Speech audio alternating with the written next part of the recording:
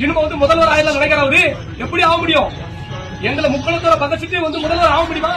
பிரச்சனை சாக மறுக்கக்கூடிய யாரையும் நீங்க எடப்பாடி பழனிசாமி நீங்க அனுமதிக்கக்கூடாது. அவர் எங்களுக்கு ஆகாதவர். உங்களுக்கு அவர் மேல நாங்க ஒட்டுமொத்த மக்கள் கோபத்தில் இருக்கோம்.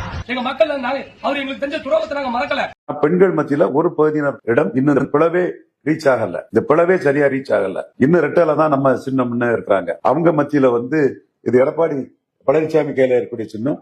அது இசைக்கு ராஜாணி ஒரு தம்பி, திருநெல்வேலிக்கார தம்பி, தூத்துக்குடிக்கார தம்பி, திருநெல்வேலியில கிராமமா பண்ணிட்டு இருக்காங்க. அந்த தம்பிகள்லாம் கிராமமா அதை பண்ணனா, எடப்பாடிக்கு எதிராக பண்ணனா இது கரெக்டா இருக்கும். ஆனா பையன் லார்ஜ் முக்குளத்தோர் இளைஞர்கள் எடப்பாடிக்கு எதிராக தான் இருக்குது. ஒவ்வொரு கிராமங்களா தூத்துக்குடியை சேர்ந்த இசைக்கு ராஜாணி ஒரு தம்பி, திருவள்ளி மாவட்டத்தை சேர்ந்த இசைக்கு ராஜாணி ஒரு தம்பி நிதானமா பேசுறாரு. எல்லா இடமும் அந்த இடஒதுக்கீட்டுல முக்குளத்தோருக்கு எடப்பாடி செய்த அநீதி அதையும் பேசுறாரு. அடுத்தபடியா சசிகலா, தினகரன் இவங்களை நீக்கப்பட்டது. அதுல எனக்கு மாறுபட்ட கருத்து இருந்தேன். நான் இன்னைக்கு எல்லா இடம் ஒரே மாதிரி பேசுறாருதான். நான் பன்னீரை நீக்கினது சர்ம நியாயத்துக்கு எதிரானது. சோ இந்த மூணையும் அவர் சேர்த்து வச்சு பேசுறாரு. சேர்த்து வச்சு பேசி எடப்பாடிக்கு கையில இன்னைக்கு ரெட்டலை இருக்குது, எம்ஜிஆர் ஜெயலலிதா கையில இல்ல.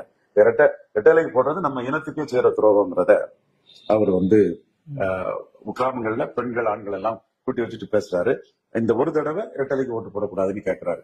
ஏன்னா ரெட்டலை முக்குளத்தோர் சமூக மரவர் பிரமலைகள் இருக்க ரொம்ப ஆழமா பதிஞ்ச ஒரு சிம்பல்ங்கிறது அவருக்கே தெரியுது.